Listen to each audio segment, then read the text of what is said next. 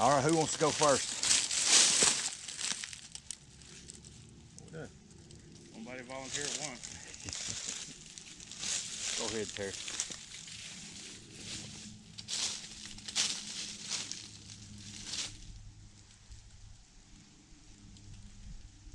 You got that thing on auto or what? Or Yeah. video? Yeah.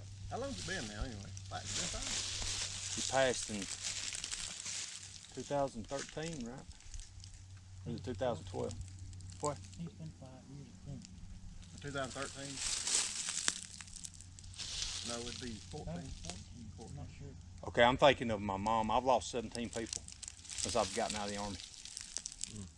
So my deaths start running together.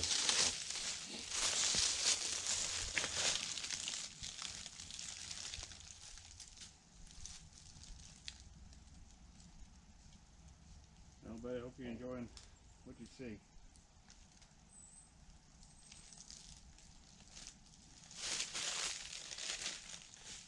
I mean, y'all had a moment since he's left. You'd like to have him around for a moment just to talk to him. Just call him an asshole again.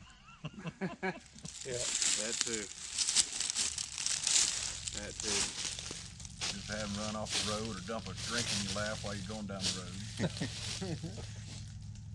Or him to hit a damn bump while you're trying to spray paint the damn asphalt and it just about explode in your hand. So I gotta say, he's one that'll get you through a breakup too. Hey. He was experienced. Yeah. Hey, we broke up. All right. Well, let's trash the bitch.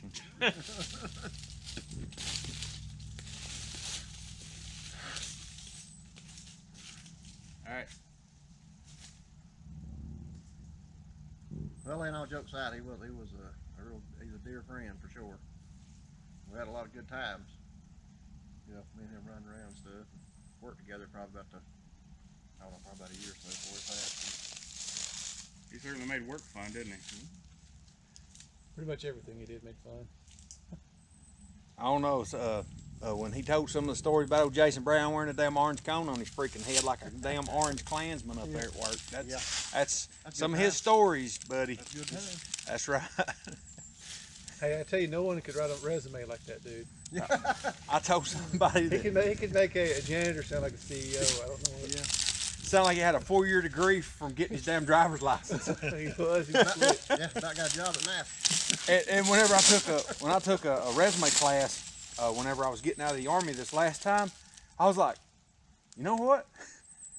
All that bullshit that Chris puts on his resume, he knows how to do it. He did. He knew how to do it. He could have 10 pages and make it sound like he was president of the world, and the whole time I just show up and be like, yeah, I had one job. He can make that one job sound like you had been in college for 15 years. Yeah, the job. Yep. Yeah. Like I said, he could make a janitor position sound like a CEO. Yeah. He just. I think he Yeah, picked way that to up go. from his daddy. Yeah, he's a salesman. His daddy was a. Yes, he was. His daddy could sell ice water to Eskimos. Well, don't forget about Clyde too. You know, he's He's been here. about a year. I guess he's passed too. Well, we put his ashes out last year, so it's been a little bit over. So I mean, the thing about Chris, I always remember just the humor, man. He always took the worst in life, and you know the whole cliche about making lemonade out of lemons. That was Chris. He'd take a bad situation and find humor in it. You know, that's how he got through with things. I can't tell you how many times he made me laugh. It would be great to have her with me, you know, let her hear all the stories from you guys.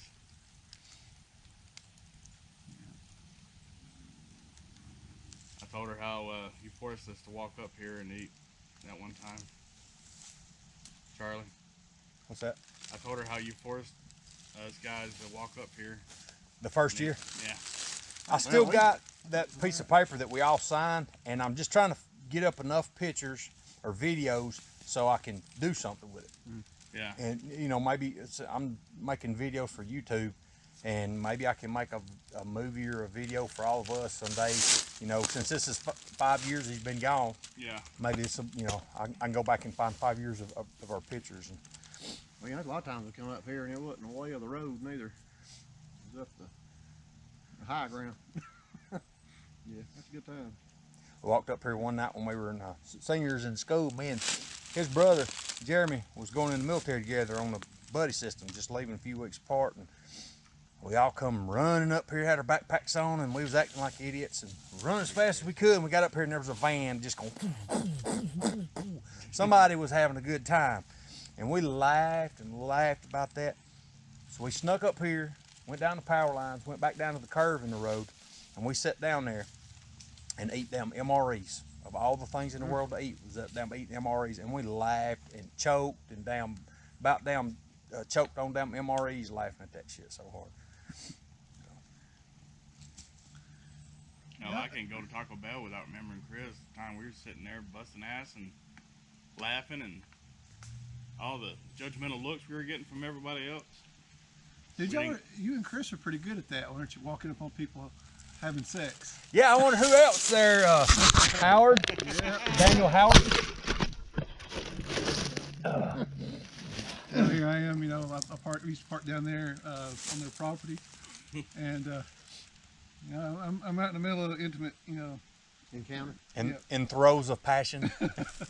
And so next thing I know, I have these two dumbasses walking by the car. Hey, what's up, man?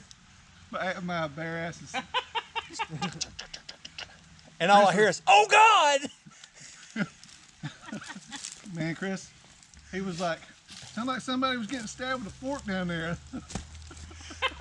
We run through the woods down the power lines and was waiting on you. We figured you'd get embarrassed and back out and leave. And we were waiting down there with a big old tree trunk. We was going to be on the side of the road like that. We waited like 25 minutes and you didn't come back down. Took that long? Hey, man, I was young. What a man. It's like 3 minutes now. 10 minutes, get it back up. Hey, they're just mad that we won the race, okay? I mean, No, he was always a funny guy. Oh yeah. You know, with the way things are now, I mean, I know a lot of things changed in the last year. I mean, the kind of bullshitter that he was. Can you imagine how he'd handle all these damn telemarketers? Like, calling about your extended warranty? Yeah, I'd like to see how he would handle them. Like, I'm sure it'd be common. Oh, he would have a field day. I would have to record it. Yeah. he told one time he couldn't come to the phone because he was, they said, "Is Mr. Wallace there?" He said, "No, he can't come to the phone. He's giving me a blowjob."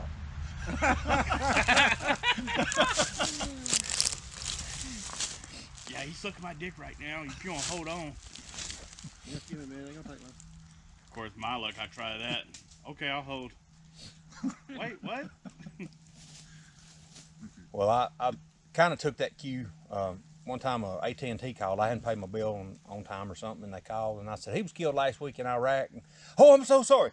I got a phone with me, and my first night in Iraq. Boom! I sat up in the bed, and that was the first thing that went through my mind, and I said, "Shit, that's not so damn funny now."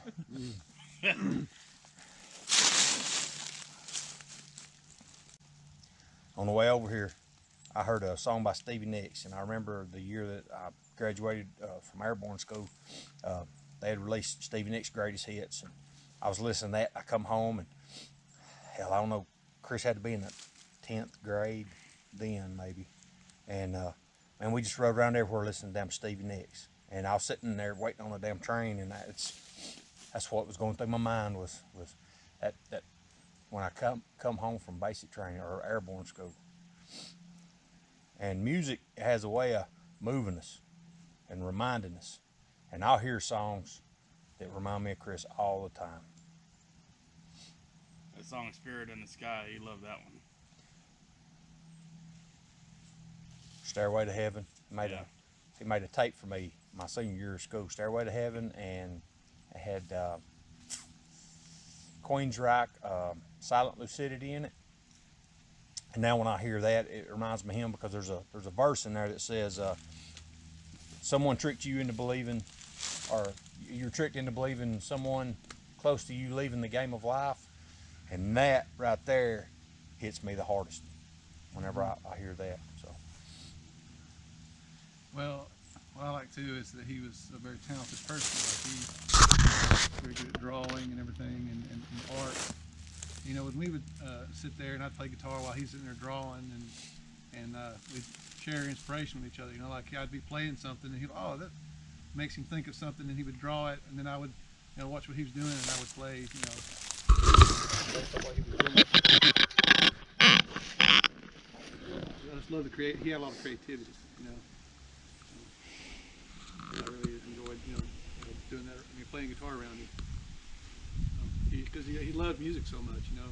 He appreciated what, like I would write something of my own, and he could critique it. He'd if he liked it or not. You know, he'd tell you what he felt. But most of the time, Chris liked it. I mean, I just he was genuine about it, though. He was just really genuine. That's what I mean, he didn't. He called a spade a spade. If it was shit, he'd tell you. But you know, he at the same time, when he'd praise you when something was good too. You know, and he meant it. So. On that same note, me and Chris, you know, we were like, he was a great artist, make no mistake about it. I was drawing, I was doing my artwork, and we were kind of like in competition, you know.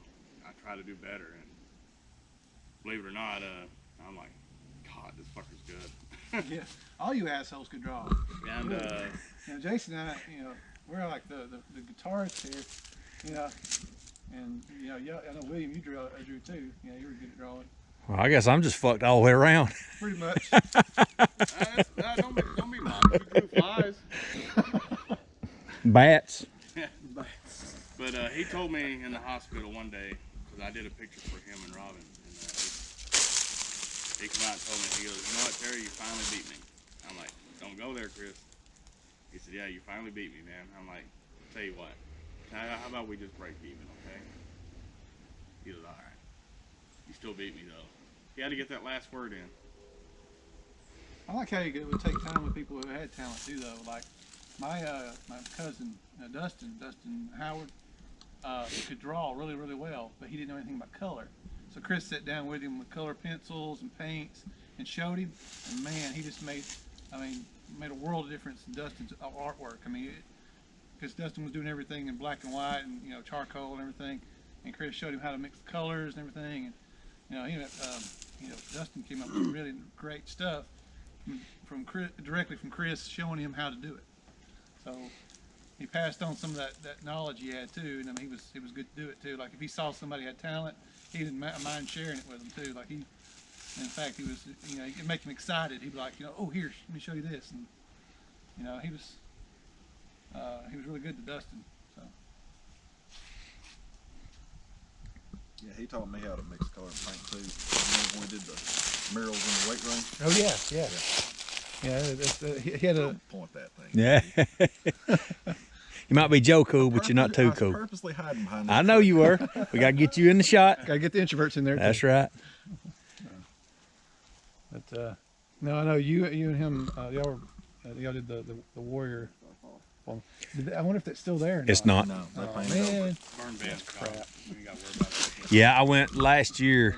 They did a Veteran Day thing, and at the Gordon Central, and I went, and I got in there, and I was like, "Where in the hell is the mural?" So. Yeah, they painted over it about 8 or 10 years ago.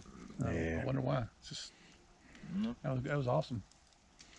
Yeah, I went back well. and checked to see if it was still there too. I think they turned the middle school gym into like a theater or something. I understand that they painted over that mural, You talking about the one in the? the weight room. Yeah. But however, she was going online, and if I remember right, they made T-shirts out of it. I might have to get one of those. Yeah, I'd like to get one. They got a site, or they. I'm sure you go on their site and. Yeah. That was always everybody around me could draw, like Chris and William and all of them. And I was like, I play guitar. You know? I remember me and Chris was there when Charlie wrestled. It was good times. He likes grabbing a hold of other men, doesn't he? I sure do, man. You said that was an accident, Charlie. That was just for you, William.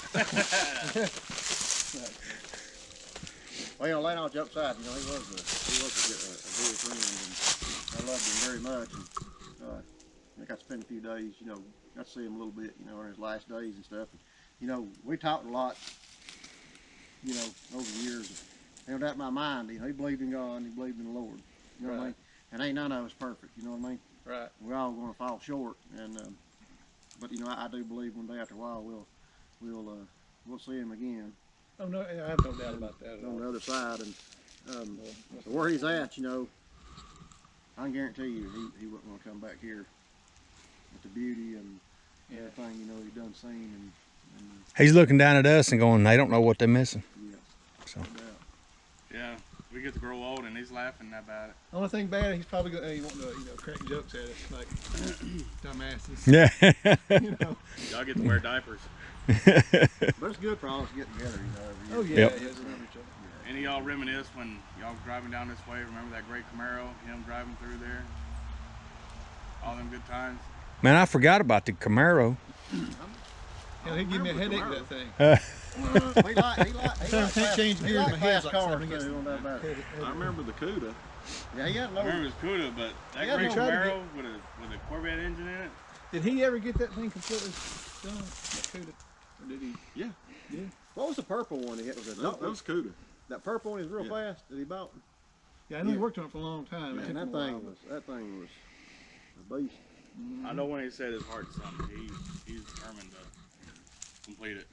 Except putting in a damn radio in my truck. He and I spent afternoons and weekends for 2.5, maybe 3 weeks working on that old Toyota pickup. He wanted to restore that thing. Oh wow, I remember that old Yoda. The one that the bus backed over. Yeah. Yeah. The one he ran Yeah. up a pile of shit Yeah, on. it wasn't too long after we painted it that happened. That's the way it goes. Yeah. Chris would take that thing in and go up a pile. There was one time we went chicken shit. They had it stacked up. I tell you who I forgot about, and maybe I'll look him up on Facebook, and that was old, why can't I think of his name? One he always made fun of because he goes, Mitchell. God damn, yeah, Mitchell. Mitchell. Mitchell Scott. Mitchell Scott. Goddamn! God damn. All muscled up and everything, Yeah. like Mike Tyson. Not a real man's voice. Oh, he was though. the one Yeah, that lived out absolutely. on the road. Yeah, here you go. Yeah. Yeah. Chris made so much fun of that. I remember they forgot to take the battery cables off the post, and Mitchell went under there and go to take that starter off, and he's sitting there under there going, "Oh, God damn it!" All the electricity flowing through it. I don't know. Didn't y'all ever get to drive? Did you ever let any of y'all drive this white Mustang you had that GT you bought? Did you ever let any one of y'all drive? I'd heard about it. I rode in it with him before, but I never. I got to drive it one time. I was probably one of the only ones. It's probably where he couldn't drive it. That's the only reason you got to drive it. Well, I drove around. We drove around the mountain stuff over here. I'd have to let that thing eat one day. I got to drive his truck once. Now, That red think about it. Dodge? Yeah. That RT was it? He was drunk or Cooter Brown, and I'm thinking, well, hell, it's a truck, right? We went up over in Hidden Creek and was just driving the back roads, and we went through a mud puddle. I called his mom the next day, see how he was doing, and she says, he's out there washing and waxing his car. I said, really? I talked to him on the phone, and he was like, where the fuck did you take me? I gotta wash this son of a bitch. He was madder than hell.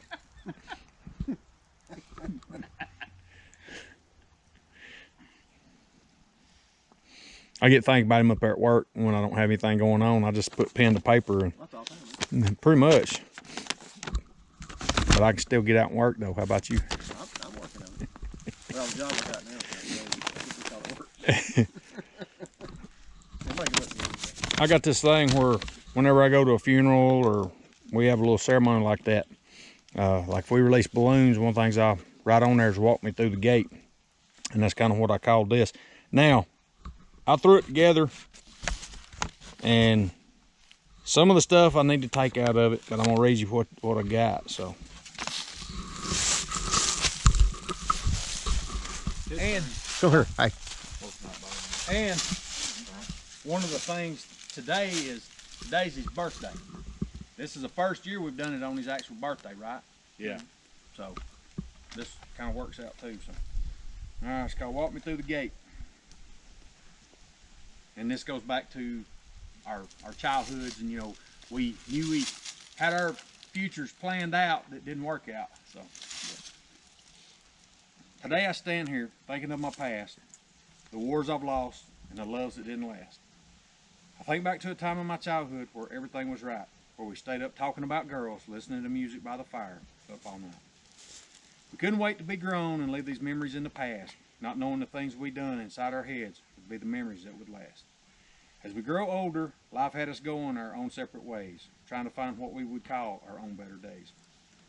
Nothing in life lasts forever, but I thought at least we could try. I still don't understand why so early we had to say goodbye. Our Heavenly Father too early saw fit to call you on home. Without your presence here, so many of us feel all alone. You were always a soldier and followed things through. I know you're standing at the gate, all dressed up in your best dressed blues. I know in a short time we will see each other again. But for now, without you here, the loss of your presence is more than we can take. And when it's my time to come home, brother, walk me through the gate. Beautiful. Hey, Amen. That was beautiful. But I remember us staying up around the fire talking about, we're gonna do this, we're going in the military, and we had our futures all, our paths all worked out. And looking back now, it's funny how life puts us where it needs us to go. So, and You're with just along this, for the ride. yeah, that's right, that's right. And with this, even though I don't understand it, it's got its place. So someday when it's my time, I don't want to be laying in the bed crying, saying I don't want to go. I'm going to say, if it's my time, take me on home. So. Amen. Here, here. well, you know, that's the way he was too. He went out strong. I never heard him complain a bit. And Well, I would talk to know Robin, about it, but and she'd be like, Charlie, it's bad. And when I talked to him, I was like, oh, hell, it's not that bad, man. Doctor said that I can recover from this. And I was like, so what do? You listen to Chris, you know, and when I should have been listening to Robin. Yeah. Me too. Don't feel bad.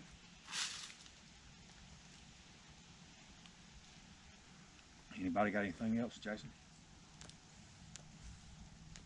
I mean, I think Well, you put it well, man. That was nice. I just feel bad later, the last few years, I didn't stay close to Chris. I mean, it was almost a year and a half before I even knew he passed. But he was that way, man. I mean, I didn't reconnect with him for maybe not even a year before he passed. You know, I mean, I'd send him a text or something where he lived, he didn't get it, or if he got it, he didn't respond. And that's kind of part of the pull, man. Life takes us in our own directions, and I you think can't feel too bad about that, man. yeah, Well, I think he didn't want to burden us with it. No, he. Well, I feel bad because I think when he and I parted, you know, it wasn't on bad terms, but I think it's when the time when he was drinking real bad, and he got a little far out there for me, and I just sort of quit going around. Yeah, And It was I that regret way that. with us too. I mean, yeah, the drinking really hurt him a lot on that, man. It Well, he wasn't was- easy, man. he was running from something, and none of us could have helped him anyway. You know, I mean, as much as we praise him, he had his darker side too. I mean, like I said, nobody's perfect, and that's what friends are for. We were there to help each other. You know what I'm saying? There are things Well. Chris helped me with, and I helped him with multiple times. But Yeah. with that, I don't mean to interrupt you, but the thing of it is he would help you all day long, but he wouldn't allow you to help him. Right. He was right. the type. He was a type A He wouldn't tell personality. you Yeah. there was something wrong. So, You'd had to kind of pull it out of him. and you got sometimes- that in you too. I mean, we all do. We don't. I'm sorry. You go ahead. I don't mean to keep interrupting. you. That's right. I was just saying that you know you'd have to pull it out of him a lot of times. You could pull it out of him when he was drinking. You know what I mean? Like he'd be drinking, he'd spill it out to you a little bit. But he wasn't one to just let you know his problems. He was tough and he'd help you out. But yeah, that's what Charlie was saying. Yeah, go ahead, Charlie. When he just started drinking and That rocked his world. it did. Yes, I mean that was the years I was really around him a lot, and yeah, she really messed him up. She really did. And But- I think Chris, all he really wanted was somebody just to love him. I mean, he was a good guy, and he just, I mean, he picked the wrong women a lot of times. You know what I'm saying? He jumped in with both feet every time. Yeah, but you know, I got them all boycotted there's these days. nothing like a good woman. There sure as hell ain't nothing like a bad No one offense. too. No offense. True enough, I guess. So But I mean, I think it's safe to say that when you say he was running from something, whatever he was running from, he finally embraced it before his departure. Yeah. You know, Robin, I think he finally found somebody that he truly loved. Robin, I think it was, you know, it was a very strong relationship. And ever since then, she hasn't come back. And so this year, I didn't even invite her because I know she's got stuff going on in her life. And if she's with somebody new, I don't hold that against her. I want her to go on and be happy. I think Chris would want to go on and be happy. But I think he did tell. Remember, damn, what's his name? The guy with the messed up teeth. Went in the Marine Corps. I was talking with him. I can't remember over the phone, and he told me. He said, "Chris told me that if he passes away, you make sure she don't get remarried." I don't know if he was just bullshitting or what, but that would have had to been like you said one time we was talking about. That must have been the drugs that he was on if he said something like that. Yeah, but I think he would have just wanted her to go on and be happy. I know Chris's mom, she wasn't too happy with Robin. But think about it, would your parents be? If it was you that passed and your wife or significant other went on, they might not be too happy. But I don't harbor any ill will to Robin. I hope she goes on. I mean, she's young. I mean, Yep. you can't expect her to just. I mean, and I think she was good to Chris. She was good for Chris. I think he did get settled, but I do believe he did struggle with drinking. But She kept him humble. Yep. And that's probably so that's what we all need to be humble. What's humbling me though is old age. Get up in the morning, snap, cracker, pop. Used to be damn breakfast cereal. Now it's my damn body. but yeah, I just I wake up and I think I'm 18 years old with Chris, and my body says, "Yeah, go ahead and try it, fat boy." Same here. But you know, I get thinking about him some days, and I'm like, "Well, that dirty bastard," and then I'll be going, "Well, that dirty bastard." So I don't know whether to be mad at him or laugh at him. So. Oh, you always got to laugh at him. Oh, absolutely. oh yeah. And I hope that we can continue to come out here every year. I mean, that might be the only time we see each other when there's free food, right, Jason? That's right. No, I think it's a good thing we do. I mean, even if it's brief. I mean, it just reminds us of the past. Well, we keep making plans, you know, we got to follow through with some of our plans, or we're going to get together after the fact. Last year we were talking about maybe getting together and do some whitewater rafting or hiking or Yeah. camping or something. And look, life gets busy. Mm-hmm. But yeah, let's do that. I would really like that because we can make new memories. I mean, we Oh, just yeah. don't have to live in the past, the old memories. And I'd like to come up here sometime in December. That's a busy time, I know. But if you guys can pick a weekend, y'all pick a weekend, and we come up here. We'll just build a fire up here in this little thing, and we'll have Christmas with Chris for a couple hours. You know, come up here when it's dark if y'all want to. You know. Yeah, he loves Christmas. We got together, we did this, we had cigars, whiskey. Hell, even if there was one time he was in the hospital and I was talking about, you know what, if you're here tomorrow, I'll bring beers and fuck it. We'll just enjoy it right here in the hospital. What's the worst thing that could happen? Kick me out? He said do it. But he went home and it never happened. But nevertheless, we were going to do it. Well, you know, I learned as we get older too that, you know, a lot of these worldly things ain't important. You know, when you're younger and stuff like that, you know, you put a lot of time in, you know, getting things and buying things, you know what I'm talking about? And you know, as we get older and stuff, and friendships and family is what really matters. Our kids. It truly is. And that's the only thing in the end that's really going to matter, you know. And right. so, you know, it's real important.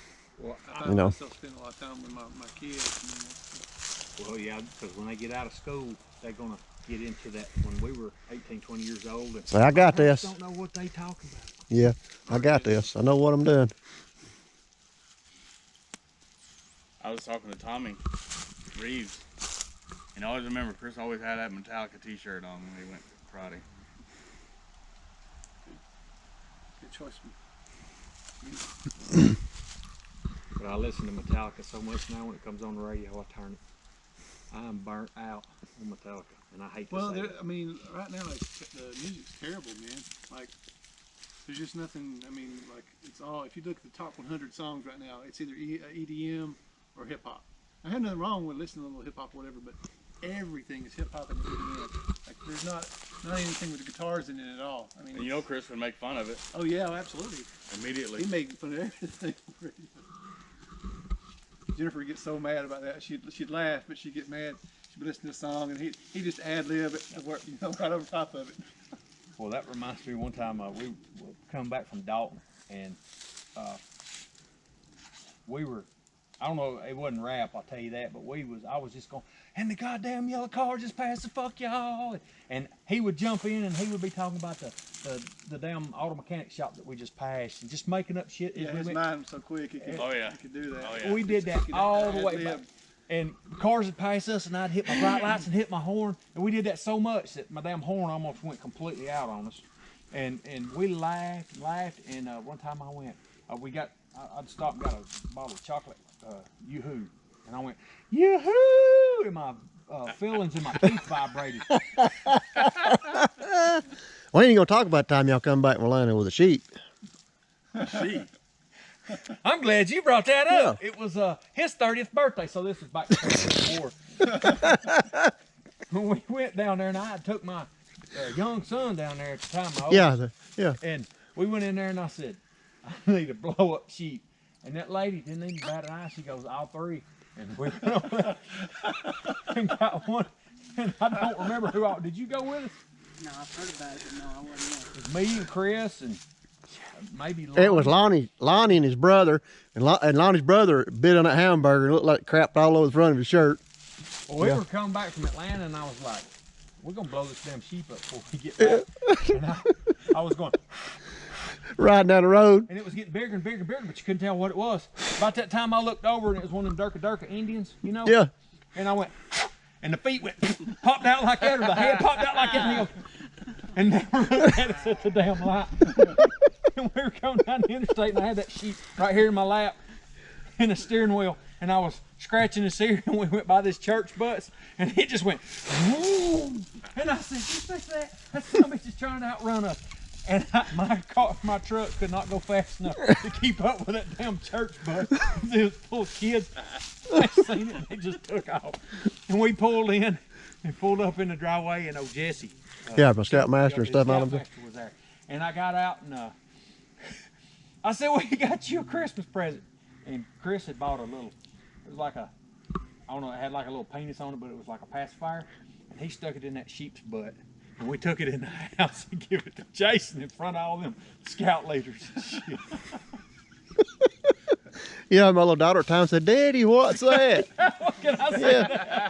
Yeah, that was kind of a little fun to explain.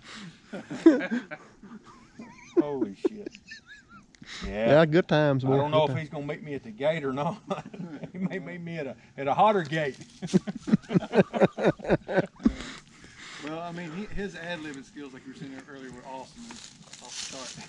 Half the time I got in trouble in school was because he would do that. And in particular, it was Miss Stanfield? Yep, that'd be the one. Oh my God, She the English teacher? she was the one with the big bun. History. History. History teacher, yeah. And she'd be explaining stuff on the board, and she'd be like that. Oh, I want a cheeseburger. Oh, yeah, like, or she'd be like that. He's like, I mean, he'd make up stuff.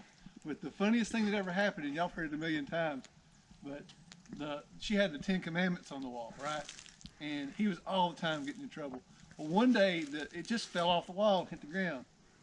And she goes, Mr. Wallace. And he goes, well, goddamn. And she turned purple, man. Oh.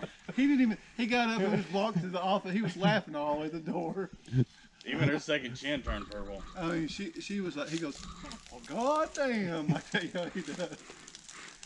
Oh shit. She just got bright. But he would always like ad lib whatever she was saying, and he'd make something up. It'd make me laugh so hard. I'd have puddles on my desk where I had my head down laughing so hard I was crying. Yeah, don't forget about the straw. You know, the straw y'all had in the beer bottle that you gave to me. I don't remember that one. Yeah, it had the little had the boob umbrella on top of it and the straw stuck out. Yeah. So there's my scoutmaster and his wife and all of them in there, and they come. One of them, I remember one of them's got like a case of beer. One of them's got the sheep, and then the other one, and I think Chris had the bottle of beer with the little boob umbrella with the straw. You know, so I had to sit in there and drink that beer in front of everybody. Of course, I have a boob straw. You know. And oh yeah, Eileen, the scoutmaster, and they laughed. Walked up and looked at it and said, "I like that." Yeah, and laughed. They laughed. They thought that was so funny. Yeah. At least we Good didn't get time. the one that was the penis. Well, that's good. Oh shit. Well, I'm sorry I waited till the last minute. I was trying to do this knife class and I got carried away. So maybe next year at the very beginning of November we can plan it and see what weekend works for everybody. This That's cool. Yeah, it worked out good, man. It's a beautiful day. Yeah, that's a gorgeous day. Worked out just fine. Well, we'll get her to hold the camera over here, and we'll all stand in front of the cross or whatever if you See, I want to can get pull it. pictures from this video. Yeah. So if you don't show up in the video, you're gonna show up in pictures. All right. That's cool. If you don't mind. No, Okay. that's fine. Come on. Where you want me to stand? Just right here. You can get all in there.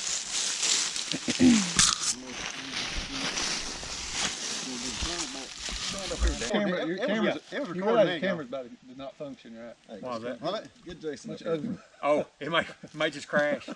bunch of ugly in Come one on, place. Jason. Well, Get up it here. was recording a minute ago, no screen. He's trying to hide. It was recording a minute ago, no screen's black, but still blinking. Yeah, it will. So, Chris, we miss you. It's been Yep. 5 years. We miss you just like it was yesterday. Yeah. Yes, sir. Oh yeah. I love you. Think about you all the time.